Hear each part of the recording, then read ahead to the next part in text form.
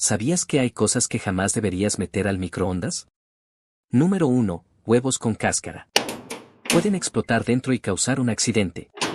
Número 2. Envases plásticos de un solo uso. Liberan sustancias tóxicas que pasan a tu comida. Número 3. Tazas o platos con partes metálicas. Las chispas pueden dañar tu microondas e incluso provocar fuego. Solución: usa siempre recipientes aptos para microondas y revisa que no tengan metal. ¿Quieres que muestre más alimentos o envases que son peligrosos? Escríbelo en los comentarios y puede ser el próximo video.